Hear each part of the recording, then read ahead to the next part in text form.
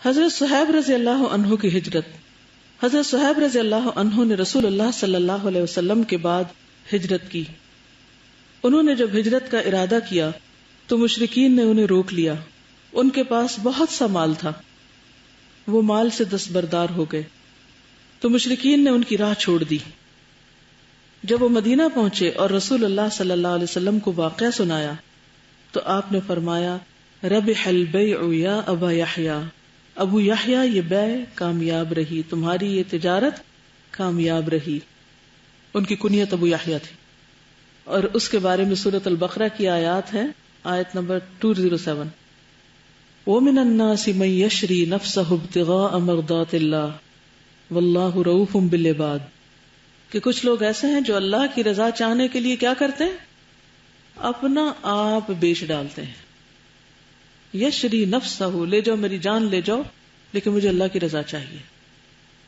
اور یہ انہی کے بارے میں اتری تھی کہ جس میں مکہ سے جب نکلنے لگے تو کفار پیچھے آگے انہوں نے کہا کہ تم تو یہاں غریب آئے تھے اور امیر ہو کے جا رہے ہو، تو لاؤ اپنا مال. تو انہوں نے کہا جو فلاں فلاں جگہ پر میں نے دفن کیا وہ نکال لو جا کے. پھر آ کر حضور صلی اللہ علیہ وسلم کو اپنا واقعہ سنایا تو آپ نے فرمایا تمہاری تجارت کامیاب رہی. کہ اگر کوئی سونا چاندی اللہ کے رسول صلی اللہ علیہ وسلم کی ملاقات کے لیے اور ان کی صحبت کے لیے چھوڑ دے تو اس سے بڑی تجارت کیا ہو سکتی ہے. کمزور مسلمان، مشرکین نے بعض مسلمانوں کو ہجرت سے روک رکھا تھا. وہ انہیں ستاتے اور دین سے پھیرنے کی کوشش کرتے تھے. انہی میں ولید ابن ولید، عیاش ابن ابو ربیعہ اور ہشام بن عاص رضی اللہ عنہم تھے. رسول اللہ صلی اللہ علیہ وسلم کچھ عرصہ ان کے لیے نماز میں دعا یعنی قنوت نازلہ فرماتے رہے، اور جن کفار نے انہیں روکا تھا ان پر بد دعا کرتے رہے. یہی قنوت کی اصل ہے. پھر بعض مسلمانوں نے جرأت مندانہ قدم اٹھا کر انہیں کفار کی قید سے چھڑا لیا اور یہ بھی مدینہ آ گئے. مدینے کی آب و ہوا، مہاجرین مدینہ اترے تو جس زمین میں پلے بڑے تھے اس کی یاد ستانے لگی. قدرتی بات ہے، جتنا چاہے کسی کام پر اجر و ثواب کے وعدے ہوں، سب باتیں اپنی جگہ، ایمان بھی ہوتا ہے، یقین بھی ہوتا ہے، لیکن ایک دل بھی انسان کے ساتھ لگا ہوا ہے، اس کے اپنے بھی کچھ تقاضے ہوتے ہیں. تو یہاں پر ان کو یاد آنے لگی. اس پر مستزاد یہ یعنی ایکسٹرا مور کہ مدینہ اللہ کی سب سے زیادہ وبا انگیز سرزمین تھی. یعنی مسلمانوں کے جانے سے پہلے سب سے زیادہ وبائیں یہاں پھوٹتی تھی. چنانچہ یہاں آنے کے بعد انہیں بخار اور مختلف امراض نے آ پکڑا. آخر نبی صلی اللہ علیہ وسلم نے اپنے پروردگار سے دعا کی، اللہم حبب الینا المدینۃ کحبنا مکۃ او اشد وصححها وبارک لنا فی سعیها ومدها وانقل حمها فاجعلها بالجحفہ. اے اللہ ہمارے نزدیک مدینہ کو اسی طرح محبوب کر دے جیسے مکہ محبوب تھا یا اس سے بھی زیادہ، اور مدینے کی فضا صحت بخش بنا دے، اور اس کے سع اور مد یعنی غلے کے پیمانوں میں برکت دے، اور اس کا بخار منتقل کر کے جوحفہ پہنچا دے. اللہ تعالیٰ نے آپ صلی اللہ علیہ وسلم کی یہ دعا سن لی. مسلمان امراض سے راحت پا گئے اور انہیں مدینہ محبوب ہو گیا. تو اس سے یہ بھی پتہ چلتا ہے کہ بیماریوں کے دور کرنے کے لیے دعا مانگنی چاہیے. نہیں کبھی کبھار تو بیماری آ جائے ٹھیک ہے، لیکن یہ نہیں کہ اگر ایک بیماری جاری اور ایک پھر آ رہی اور ایک جاری اور انسان کہنے نہیں میں صبر کر رہا ہوں. نہیں، صبر اپنی جگہ ہے، لیکن شفا کی دعا اپنے لیے، دوسروں کے لیے اور بیماریوں سے نکلنے کی دعا بھی کرنی چاہیے. یہ بھی آپ ہی کی سنت سے ثابت ہے. مدینہ منورہ میں نبی صلی اللہ علیہ وسلم کے اعمال، کیا کچھ کیا آپ نے وہاں. جب نبی صلی اللہ علیہ وسلم مدینہ منورہ میں قیام پذیر ہو چکے تو دعوت اللہ کے ساتھ ساتھ یعنی یہ تو ہر جگہ ہی جاری رہی، وہاں کے دینی اور دنیوی امور کو بھی منظم کرنا شروع کیا. ایک اہم لفظ بتائیے پوری عبارت میں، منظم. کیونکہ جب تک کوئی جگہ منظم نہیں ہوتی، ہر چیز اپنی جگہ پر پراپرلی فنکشنل نہیں ہوتی، جیسے کوئی مشین ہو، کوئی ادارہ ہو، کوئی شہر ہو، اس کی انتظامیہ ہو، کچھ بھی، جب تک اس کا حال درست نہیں، اس سے بہت سارے لوگ متاثر ہوتے ہیں اور بہت سارے لوگوں کی زندگی مصیبت میں آ جاتی ہے. سب سے پہلا کام مسجد نبوی کی تعمیر. اس سلسلے میں آپ صلی اللہ علیہ وسلم کا پہلا قدم یہ تھا کہ آپ نے مسجد نبوی کی تعمیر شروع کی، اور اس کے لیے وہ زمین خریدی جس پر آپ کی اونٹنی بیٹھی تھی، قصوہ. کیونکہ آپ نے فرمایا تھا نا یہ مأمورہ ہے، اس کو اللہ کی طرف سے حکم ملا ہے، جہاں اللہ نے اس کے لیے جگہ لکھی وہاں جا بیٹھے گی. یہ 2 یتیم بچوں کی زمین تھی، تقریباً 100 ہاتھ لمبی اور 100 ہاتھ چوڑی مربع. اس میں مشرکین کی چند قبریں تھیں، کچھ ویرانہ تھا، کھجور اور غرقد کے چند درخت بھی تھے. آپ نے قبریں اکھڑوا دی، ویرانہ ختم کرا دیا، درخت اور کھجوریں کٹوا دی اور انہیں قبلے کی جانب لگوا دیا. بنیاد تقریباً 3 ہاتھ کھدوائی، دیواریں مٹی اور کچی اینٹوں سے اٹھوائیں، دروازے کے دونوں بازو پتھر کے لگائے گئے، چھت کھجور کی شاخوں کی اور شتیر کھجور کے تنوں کے. فرش پر ریت اور کنکریاں بچھائی گئیں. مسجد میں 3 دروازے رکھے گئے. قبلہ شمال میں بیت المقدس کی طرف تھا. اچھا یہ بتائیے بیت المقدس کس چیز کا نام ہے؟ ذرا آج یہ میں جاننا چاہوں گی کہ آپ کی معلومات. مجھے آج ایسی صبح خیال آیا کہ کیا لوگوں کو یہ واضح ہے بھی کہ نہیں، بیت المقدس کس جگہ کا نام ہے؟ کچھ کہہ رہے ہیں مسجد اقصی، کچھ کہہ رہے ہیں قبلہ اول، وہ تو بیت المقدس میں ہے. کس ایریے کو کہتے ہیں؟ فلسطین تو ملک کا نام ہے. ہاں دیکھ لیں، روز پڑھتے ہیں بیت المقدس بیت المقدس. یروشلم، یس، سٹی کا نام ہے. وہ بیت سے یوں لگتا ہے نا جیسے کسی گھر کا نام ہے. ہم کہتے ہیں نا مکہ سے بیت المقدس گئے، مکہ سے یروشلم گئے. ٹھیک ہے، اوکے. قبلہ شمال میں بیت المقدس کی طرف تھا. ٹھیک ہے. تعمیر کے لیے رسول اللہ صلی اللہ علیہ وسلم مہاجرین و انصار کے ساتھ خود پتھر اور اینٹیں ڈھوتے تھے. خود کیا کرتے تھے؟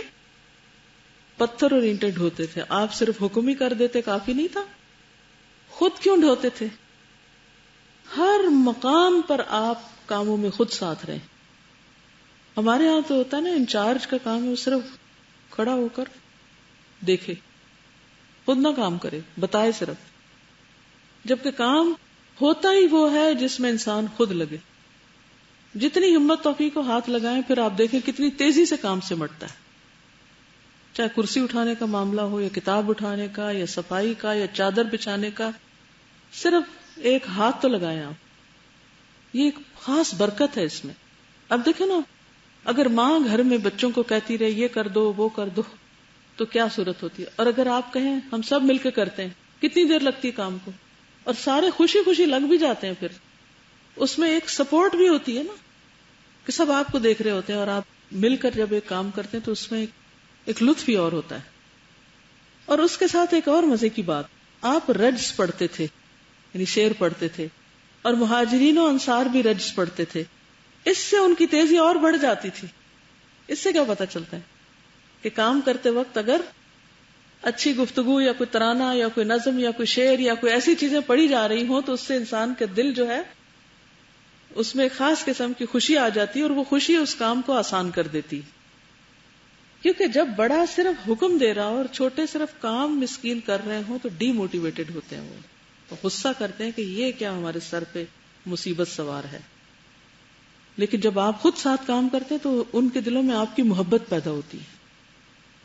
آپ رجز پڑھتے اور مہاجرین و انصار بھی رجز پڑھتے، تو آپ کوئی بھی اچھا ترانہ، کوئی اچھی پوئم، کوئی اچھی چیز جس سے ایک ایمان میں اضافہ ہو اور ایک خوشی میں اضافے کی چیز ہو، تو کاموں کے دوران خصوصاً بھاری بھرکم کاموں میں آپ نے مسجد کے بازو میں پتھر اور مٹی کے 2 حجرے بھی بنائے، 2 کمرے جن پر کھجور کے تنوں اور شاخوں کی چھت ڈالی. ایک حضرت سودا بنت زمع کے لیے، دوسرا حضرت عائشہ کے لیے. اس وقت آپ کے عقد میں یہی 2 بیویاں تھیں. حضرت عائشہ کو ان کی آمد کے تھوڑے ہی دن بعد شوال سن 1 ہجری میں رخصت کیا گیا. آذان.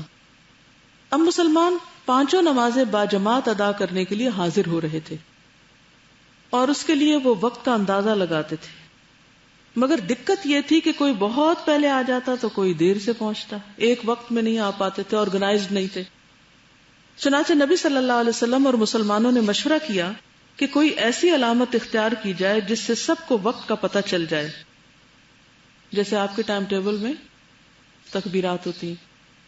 حضرت عمر رضی اللہ تعالیٰ عنہ نے کہا کیوں نہ کسی آدمی کو بھیج دیا جائے جو الصلاۃ جامعۃ، نماز جمع کرنے والی ہے، پکار دیا کرے، یعنی سب آ جاؤ، اکٹھے ہو جو نماز ہونے لگی. رسول اللہ صلی اللہ علیہ وسلم نے یہی رائے قبول کی اور اسی پر عمل کیا.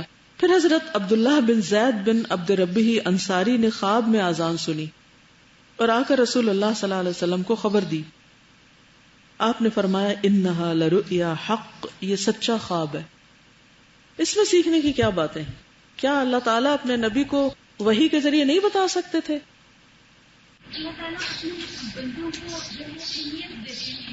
جی ہاں، سب سے پہلی بات تو یہ کہ یہ پتہ چلتا ہے کہ اسلام میں خوابوں کا ایک مقام ہے، درجہ ایک حقیقت ہے. خواب ایک حقیقت کی حیثیت رکھتے ہیں. اس کے 3 قسمیں ہیں. ان میں سے ایک خواب سچے خواب ہوتے ہیں جو نبوت کا 46واں حصہ ہے. نبوت ختم ہو چکی ہے، اب صرف مبشرات باقی ہیں. یہ مبشرات کی قسم کا خواب ہے کہ انہوں نے اذان سنی اور خوشخبری تھی ان کو اللہ نے دی، انہوں نے آ کے نبی صلی اللہ علیہ وسلم کو بتائی، تو اللہ تعالیٰ نے ان کو بھی ایک موقع دیا. یہ اس بات کی مثال قائم کرنا تھا کہ جب نبی صلی اللہ علیہ وسلم دنیا میں نہیں ہوں گے تو بھی اللہ تعالیٰ مسلمانوں کی مختلف طریقوں سے رہنمائی کرے گا، اور ان میں سے ایک ذریعہ سچے خواب ہو سکتے ہیں. لیکن ان کی پہچان کیا ہے وہ ایک الگ مسئلہ ہے جو اس وقت بیان نہیں ہو سکتا. حضرت عبداللہ بن زید کہتے ہیں کہ جب نبی صلی اللہ علیہ وسلم نے لوگوں کو نماز کے لیے جمع کرنے کے لیے ناقوس بجانے کا حکم دیا تو رات کو خواب میں میرے پاس ایک آدمی آیا. یعنی خواب کی تھوڑی سی تفصیل ایک اور جگہ پر ہے. اس نے 2 سبز کپڑے پہن رکھے تھے اور اس کے ہاتھ میں ایک ناقوس تھا جو اس نے اٹھا رکھا تھا. میں نے اس سے کہا کہ اللہ کے بندے یہ ناقوس بیچو گے؟ اس نے پوچھا کہ تم اس کا کیا کرو گے؟ میں نے کہا کہ میں اسے بجا کر لوگوں کو نماز کے لیے بلاؤں گا. اس نے کہا کیا میں تمہیں اس سے بہتر نہ بتاؤں؟ میں نے کہا کیوں نہیں؟ اس نے کہا تم یوں کہا کرو، اور پھر پوری اذان سنائی. تو اس طرح خواب میں ان کی یعنی کہ بات چیت بھی ہوئی اس شخص سے جس نے آ کر اذان سکھائی. ہو سکتا فرشتے ہی ہوں. بہرحال وہ ایک سچا خواب تھا. آپ صلی اللہ علیہ وسلم نے اس کو قبول کر لیا اور حکم دیا کہ وہ حضرت بلال کو یہ کلمات القاء کرتے جائیں، جو سنا ہے وہ ان کو ذرا سکھا دیں، اور بلال پکارتے جائیں کیونکہ ان کی آواز زیادہ بلند اور سریلی ہے. ہر ایک کا اپنا کام ہے. چنانچہ حضرت بلال نے اذان کہی. ان کی آواز سن کر حضرت عمر اپنی چادر گھسیٹتے ہوئے آئے اور کہا واللہ میں نے بھی اسی طرح کا خواب دیکھا ہے. بعض اوقات ایسا بھی ہوتا ہے، اب بھی ایسا ہوتا ہے، ایک ہی طرح کا خواب 2 مختلف لوگ دیکھ رہے ہوتے ہیں. اس سے کیا ہوتا، اس کی کنفرمیشن ہو جاتی. یا ایک خواب مسلسل 2 یا 3 دن تک بھی آتا رہتا ہے تو اس کو بھی اگنور نہیں کیا جا سکتا. اس سے اس خواب کی مزید تائید ہو گئی اور اسی دن سے یہ اذان اسلام کا ایک شعار بن گئی. مہاجرین و انصار میں بھائی چارہ، یہ انصار کا کرم اور ان کی خوبی تھی کہ وہ مہاجرین کو اپنے گھر ٹھہرانے اور ان کی میزبانی کرنے میں ایک دوسرے سے آگے نکل جانا چاہتے تھے. وہ اللہ کے اس ارشاد کا حقیقی نمونہ. اور وہ لوگ جنہوں نے دار ہجرت میں پہلے سے ٹھکانہ بنایا یعنی مدینہ میں رہے اور ایمان لائے تو جو ان کے پاس ہجرت کر کے آتا ہے اس سے محبت کرتے ہیں، اور جو کچھ انہیں دیا جائے اپنے سینوں میں اس کی ضرورت محسوس نہیں کرتے اور اپنے آپ پر اوروں کو ترجیح دیتے ہیں خواہ انہیں تنگ دستی ہی کیوں نہ ہو. تو بہرحال یہاں پر اب مہاجرین کا ذکر ہو رہا ہے اور خصوصاً انصار کا. انصار کون تھے؟ جنہوں نے مدد کی تھی. کس کام میں؟ نبی صلی اللہ علیہ وسلم کو مکہ سے لانے میں، اور پھر اس کے بعد ان کو یہاں بسانے میں، اور پھر ہر طرح کی مدد کرنے میں. پھر نبی صلی اللہ علیہ وسلم نے اس محبت اور ایثار کو انصار اور مہاجرین میں بھائی چارہ کرا کے مزید پختہ کر دیا. چنانچہ آپ صلی اللہ علیہ وسلم نے ہر انصاری اور اس کے نزیل نزل سے ہے مہاجر مہمان کو بھائی قرار دیا.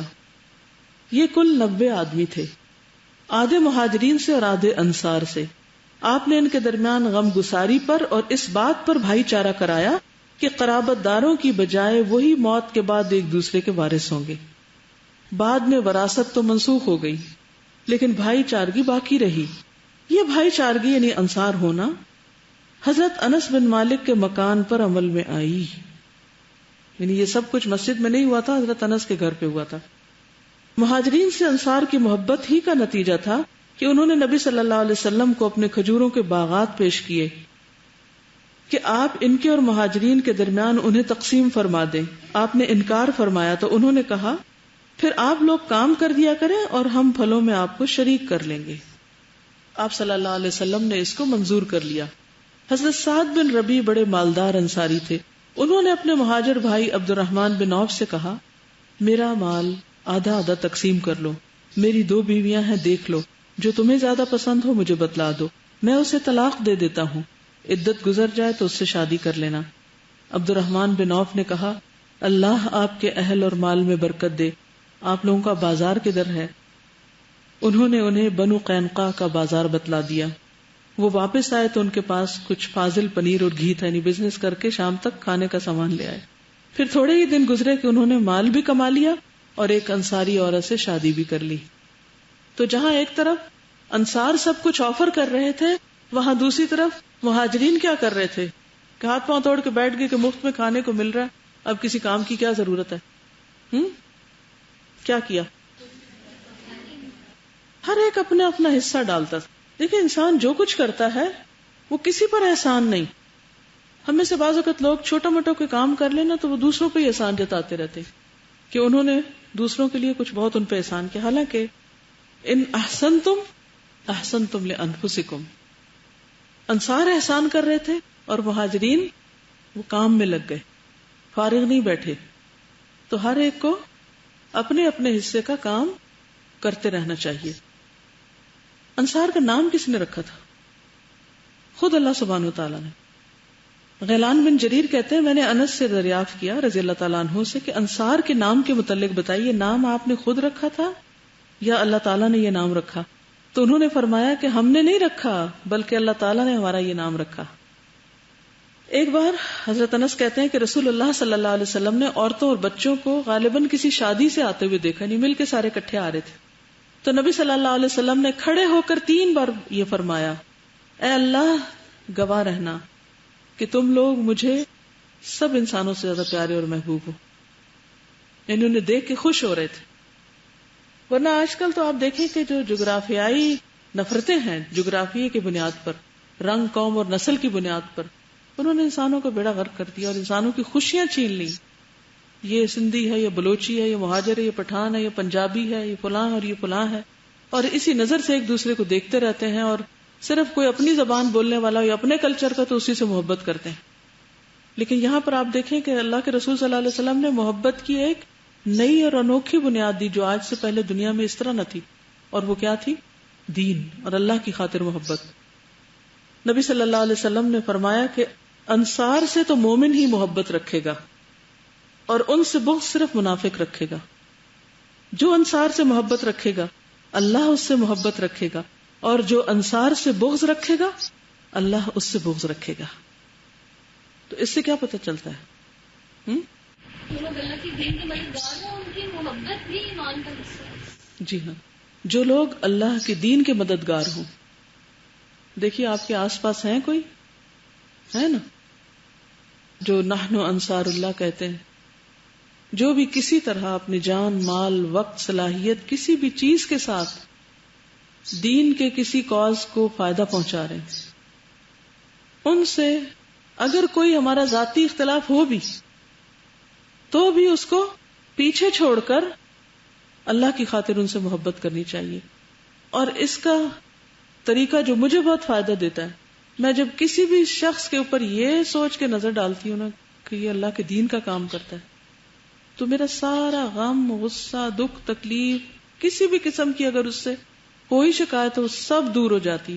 صرف ایک ریزن کافی ہے کہ وہ اللہ کے دین کا خدمتگار ہے، بس اس سے دین کو فائدہ پہنچا ہے یا پہنچ رہا ہے یا پہنچے گا یا پہنچتا ہے، سارے ہی ٹینس، کیونکہ اس میں اپنی ذات انوالو نہیں ہوتی، یہ ذات سے اوپر اٹھ کر محبت ہوتی۔ اپنی ذات کے لیے، اپنے مفاد کے لیے، اپنی خاطر تو ہر کوئی محبت کرنا جانتا ہے، یا نہیں؟ اپنی پسند ناپسند سے آپ جس سے چاہے محبت کریں، جس سے چاہے نہ کریں، لیکن اللہ کی خاطر کسی سے محبت کرنا، اور اللہ کی خاطر کیا کہ جو لوگ بھی دین کی خدمت میں کچھ بھی کر رہے ہوں، تھوڑا کر رہے ہیں، زیادہ کر رہے ہیں، ان کی قدر کیجیے۔ نبی صلی اللہ علیہ وسلم نے فرمایا، اگر کوئی عورت انصار کے 2 گھروں کے درمیان یا اپنے والدین کے یہاں مہمان بنے تو وہ نقصان نہیں اٹھاتی۔ ویسے تو کسی عورت کا کسی کے گھر میں جا کے رہنا خطرناک چیز ہے نا، ٹھیک نہیں ہے. اور خصوصاً ینگ لڑکیوں کا کہ ہاسٹل سے بتا کے جائیں کہ ہم گھر جا رہے ہیں اور چلی جائیں دوست کے گھر، ویری ڈینجرس. کبھی بھی ماں باپ یا بڑوں کو بتائے بغیر کسی کے گھر نہ جا کے رات رہیں. لڑکیاں کیا، میں تو لڑکوں کے لیے بھی اس کو ریکمینڈ نہیں کرتی. تو بہرحال کیونکہ آج کل بچوں میں بہت ہے نا سلیپ اوور، کہ ہمیں اجازت دے دیں، فرینڈ کو بلانے کی اجازت دے دیں یا ہمیں جانے کی دے دیں. بھئی نہیں، نہ آنے کی ہے نہ جانے کی ہے، دیٹس اٹ. دن میں ملو جلو، جو کرنا ہے کرو، لیکن یہ تو کوئی بات نہ ہوئی.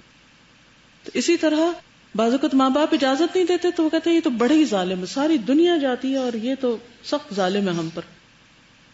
اب آپ دیکھیں کہ ایک بچی جس کے نہ استادوں کو پتا ہے، نہ ذمہ داروں کو پتا ہے، نہ گھر والوں کو پتا ہے کہ وہ کہاں ہے، یہ کتنا بڑا جرم ہے، کتنی بڑی خیانت ہے.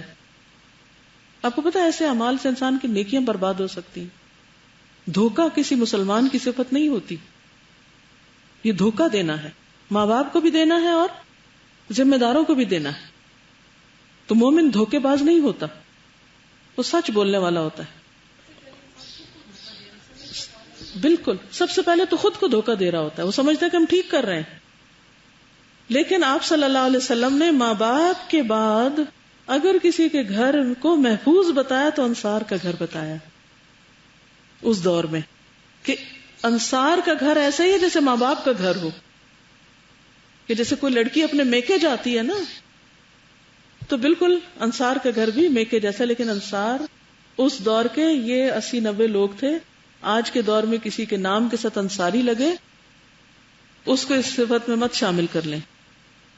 ابو ہریرہ رضی اللہ عنہ سے روایت ہے کہ ابو القاسم صلی اللہ علیہ وسلم نے فرمایا، انصار جس میدان یا گھاٹی میں چلے تو میں بھی اسی میں چلوں گا. اگر میں نے ہجرت نہ کی ہوتی تو میں انصار کا ایک فرد ہوتا. ابو ہریرہ نے عرض کیا، میرے ماں باپ آپ پر فدا ہوں، آپ نے حد سے بڑھ کر کوئی بات نہیں فرمائی، کیونکہ انصار نے آپ صلی اللہ علیہ وسلم کو رہنے کی جگہ دی، آپ کی مدد کی. یعنی آپ نے کوئی ایگزیجریشن نہیں کی کہ آپ صرف انصار کا دل خوش کرنے کے لیے ان کو اس طرح کی بات کہہ رہے تھے، حالانکہ آپ کے اندر ایسی بات نہیں، ایسا کچھ نہیں تھا. واقعی آپ دل سے چاہتے تھے، ان کی قربانیوں کی وجہ سے، ان کی قدردانی کی وجہ سے کہ کس طرح یہ دین کے مددگار ہیں. انس بن مالک کہتے ہیں کہ مقام حرہ میں جو لوگ شہید کر دیے گئے تھے ان پر مجھے بہت صدمہ ہوا. زید بن ارقم رضی اللہ تعالی عنہ کو میری شدت غم کی خبر ملی تو انہوں نے مجھے لکھ بھیجا کہ انہوں نے رسول اللہ صلی اللہ علیہ وسلم کو فرماتے ہوئے سنا کہ اللہ انصار اور انصار کے بیٹوں کو بخش دے. اور ابن فضل نے شک کیا کہ شاید آپ نے انصار کے بیٹوں کے متعلق بھی فرمایا. یعنی جو میں بات کر رہی تھی نا کہ آج اگر نام انصاری ہے تو اس سے یعنی کہ ان کی اولاد کے لیے بھی ایک طرح سے دعا کی، لیکن بیٹوں کے بعد اگلے بیٹوں کے لیے اس میں شامل نہیں ہے. انس بن مالک سے روایت ہے، نبی صلی اللہ علیہ وسلم نے فرمایا، انصار میرے جسم جان ہیں اور لوگ زیادہ ہوتے رہیں گے اور یہ کم ہوتے رہیں گے، لہذا ان میں سے نیکوکاروں کی نیکی قبول کر اور خطا کاروں سے درگزر کر. انس رضی اللہ تعالیٰ عنہ سے مروی ہے کہ ایک مرتبہ نبی صلی اللہ علیہ وسلم باہر نکلے تو انصار سے ملاقات ہو گئی. آپ نے فرمایا، اس ذات کی قسم جس کے ہاتھ میں محمد صلی اللہ علیہ وسلم کی جان ہے، میں تم سے محبت کرتا ہوں. تم انصار کے نیکیوں کی نیکی قبول کرو اور ان کے گناہگار سے تجاوز اور درگزر کرو، کیونکہ انہوں نے اپنا فرض نبھا دیا اور ان کا حق باقی رہ گیا. یعنی انہوں نے جو کرنا تھا کر دیا، لیکن اب کیا باقی ہے؟ ہمیں ان کا حق دینا ہے. لہٰذا اگر کوئی ان میں سے اچھا ہے، نیکی کرتا ہے تو اس کی نیکی کی قدر کرو، لیکن اگر اس میں سے کوئی تمہارے ساتھ زیادتی کرتا ہے تو بھی کیا کرو؟ درگزر کرو. اسلامی معاشرے اور اسلامی امت کی بنیاد رکھنا، یہ بھائی چارہ مہاجرین کے ایک فرد اور انصار کے ایک فرد کے درمیان تعلق قائم کرتا تھا. لیکن مسلمان مدینہ آنے کے بعد چونکہ ایک مستقل امت بن چکے تھے، اس لیے ان کی اجتماعی تنظیم کی بھی ضرورت تھی اور انہیں یہ بھی بتلانا تھا کہ ان کے حقوق اور واجبات کیا ہیں، اور ان نکات کی بھی نشاندہی کرنی تھی جو انہیں اوروں سے ایک الگ مستقل امت بناتے ہیں. پھر مدینے میں مسلمانوں کے علاوہ 2 جماعتیں اور تھیں جو عقیدے اور دین، مسالے اور ضروریات اور جذبات اور احساسات میں مسلمانوں سے یکسر مختلف تھی، اور وہ تھے مشرکین اور یہود. یعنی مدینہ میں اب کون کون ہیں؟ انصار و مہاجرین میں ایک مسلم اور مشرکین جو مسلم نہیں ہوئے تھے اور یہود. تو آپ صلی اللہ علیہ وسلم نے کیا کیا؟ ان چھوٹی چھوٹی جو یہ جتنے بھی گروپس تھے ان کے درمیان ایک عہد و پیمان کروایا. چنانچہ نبی صلی اللہ علیہ وسلم نے ایک عہد و پیمان مسلمانوں کے مابین کرایا، یعنی انصار و مہاجرین کے درمیان ایک کانٹریکٹ ہوا، اور دوسرا عہد و پیمان مسلمانوں اور مشرکین نیز مسلمانوں اور یہود کے درمیان کرایا. ٹھیک ہے. اور اس بارے میں ایک تحریر بھی لکھوائی جس کو کیا کہا جاتا ہے؟ میثاق مدینہ، جس کے خاص خاص نکات یہ ہیں: قریش اور یثرب کے مومنین اور مسلمین اور ان کے ماتحت ہو کر ان کے ساتھ ملنے والے اور جہاد کرنے والے بقیہ لوگوں سے الگ ایک امت ہیں. کون الگ امت ہے؟ قریش اور مدینہ کے مومن مسلم اور ان کے ماتحت اور ان کے ساتھ مل کر جہاد کرنے والے. ان کی دیت کی ادائی اور قیدی کی رہائی اہل ایمان کے درمیان حسب سابق ہوگی، اور یہ فدیہ اور دیت میں اہل ایمان کی مدد کریں گے ایک دوسرے کی. تیسری چیز، یہ لوگ مفسد، ظالم اور باغی کے خلاف ایک ہاتھ ہو کر اٹھیں گے، چاہے وہ ان کی اپنی اولاد ہی کیوں نہ ہو. نمبر 4، کوئی مومن کسی مومن کو کافر کے بدلے قتل نہ کرے گا اور نہ کسی مومن کے خلاف کسی کافر کی مدد کرے گا.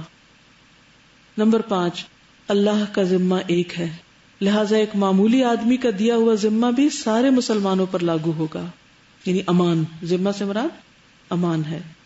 نمبر 6، جو یہود مسلمانوں کے پیروکار ہو جائیں ان کی مدد کی جائے گی اور وہ دوسرے مسلمانوں کی طرح ہوں گے. مسلمانوں کی صلح ایک ہوگی. جو کسی مومن کو قصداً قتل کر دے اس سے قصاص لیا جائے گا، سوائے اس صورت کے کہ مقتول کے ولی راضی ہو جائیں، اور اہل ایمان پر ضروری ہے کہ سب قاتل کے خلاف اٹھ کھڑے ہوں. نمبر 9، کسی مومن کے لیے حلال نہیں کہ کسی ہنگامہ برپا کرنے والے یا بدعتی کی مدد کرے یا اسے ٹھکانہ مہیا کرے. یہ کتنی اہم بات ہے. کسی ہنگامہ برپا کرنے والے یعنی فساد کرنے والے یا بدعتی کو ٹھکانہ یا سپورٹ دے، یہ حلال نہیں. نمبر 10، اور ان کے درمیان کسی بات میں اختلاف ہو تو اسے اللہ اور اس کے رسول صلی اللہ علیہ وسلم کی طرف لوٹایا جائے گا. اس عہد و پیمان کے علاوہ نبی صلی اللہ علیہ وسلم نے مختلف اوقات اور مواقع پر مسلمانوں سے اسلامی اخوت کا حق بھی بیان فرمایا. انہیں باہم تعاون اور مدد، اتحاد و یگانگت اور غم گساری اور خبرگیری کی ترغیب دی، یہاں تک کہ یہ اخوت یعنی یہ بھائی چارہ جو مہاجرین و انصار کے بیچ میں تھا تاریخ کی سب سے بلند چوٹی تک پہنچ گئی. باقی رہے مشرکین تو ان کا معاملہ چل چلاؤ پر تھا. ان کی اکثریت اپنے سرداروں اور بڑوں سمیت مسلمان ہو چکی تھی، اور ان میں اتنی سکت نہ تھی کہ مسلمانوں کے مد مقابل کھڑے ہو سکتے. لہٰذا ان سے نبی صلی اللہ علیہ وسلم نے یہ عہد لیا، کوئی مشرک قریش کی جان و مال کو پناہ نہ دے گا اور نہ کسی مومن کے آگے اس کی حفاظت کے لیے رکاوٹ بن سکے گا. اور اس عہد کے بعد ان کی طرف سے کوئی اندیشہ نہ رہا. باقی رہے یہود تو ان کے ساتھ نبی صلی اللہ علیہ وسلم نے جو معاہدہ کیا اس کے خاص خاص نکات حسب ذیل ہیں.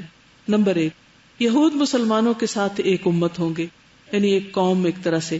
ان کے لیے ان کا دین، مسلمانوں کے لیے مسلمانوں کا دین، یعنی اختلاف کے باوجود بھی اتحاد، کیونکہ ایک ملک میں رہ رہے ہیں. ان کے ذمے ان کا خرچ ہوگا اور مسلمانوں کے ذمے مسلمانوں کا، یعنی ہر ایک اپنا اپنا خرچ بوجھ خود اٹھائے گا.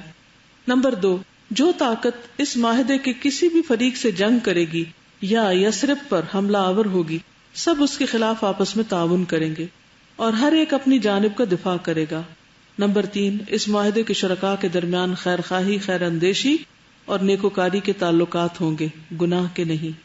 نمبر 4، آدمی اپنے حلیف کے جرم میں نہیں پکڑا جائے گا، یعنی اگر اس نے کسی سے دوستی کی ہوئی ہے قسم کھا کے اور اس کی غلطی ہے تو اس کی بجائے اگر وہ بھاگ گیا ہے تو دوست نہیں پکڑا جائے گا.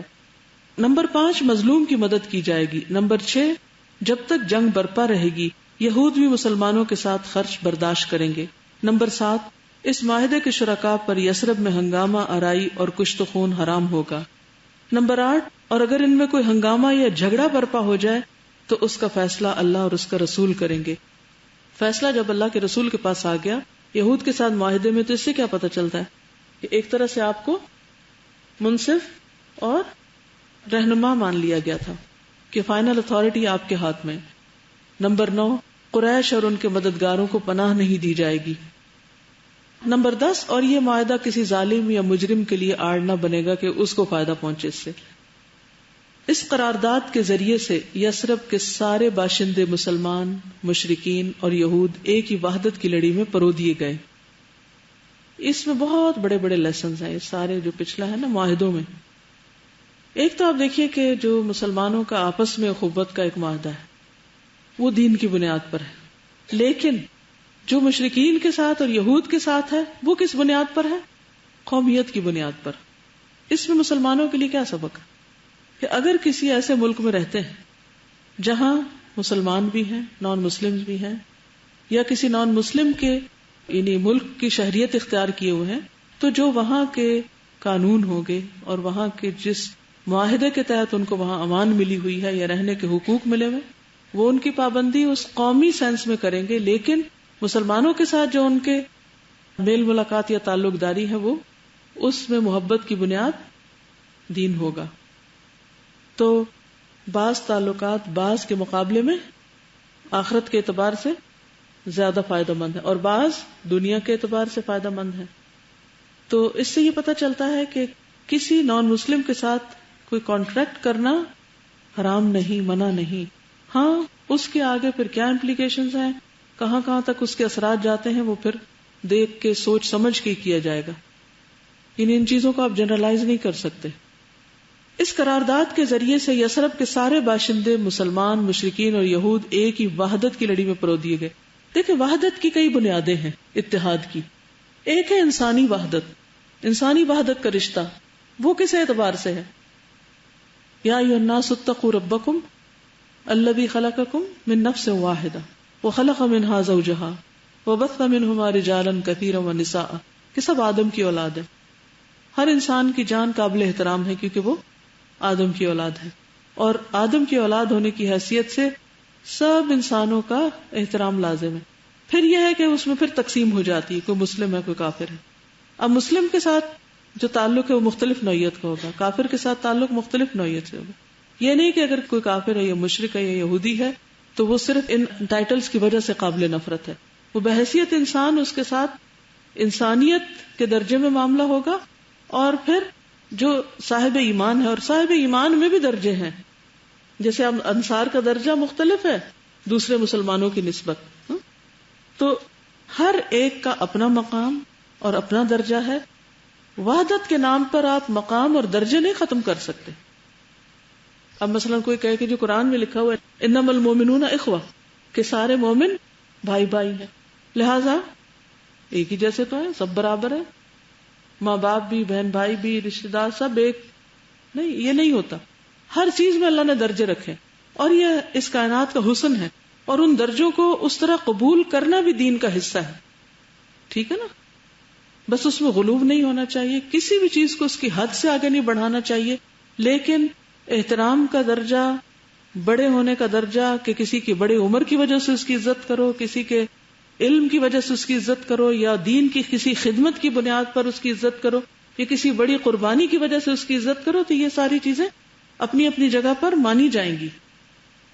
فرمایا کہ یہ سارے ایک ہی وحدت کی لڑی میں پرو دیے گئے، اور مدینہ اور اس کے اطراف کو ملا کر ایک آزاد خود مختار حکومت قائم ہو گئی. تو پہلی مدینہ میں اسلامک اسٹیٹ اسٹیبلش ہو گئی، جس میں مسلمانوں کا کلمہ نافذ تھا. رہتے سبھی تھے لیکن رول کس کا تھا؟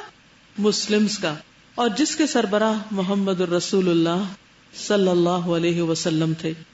اس کے ساتھ ہی رسول اللہ صلی اللہ علیہ وسلم اور مسلمان دعوت اللہ کے کام میں سرگرم ہو گئے. چنانچہ آپ صلی اللہ علیہ وسلم مسلمانوں اور غیر مسلموں کی مجالس میں تشریف لے جاتے. کیا؟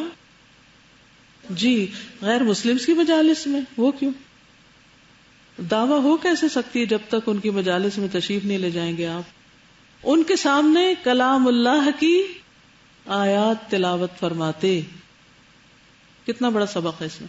اللہ کی طرف بلاتے، اور جو ایمان لاتا اس کا تزکیہ فرماتے اور اسے کتاب و حکمت سکھاتے.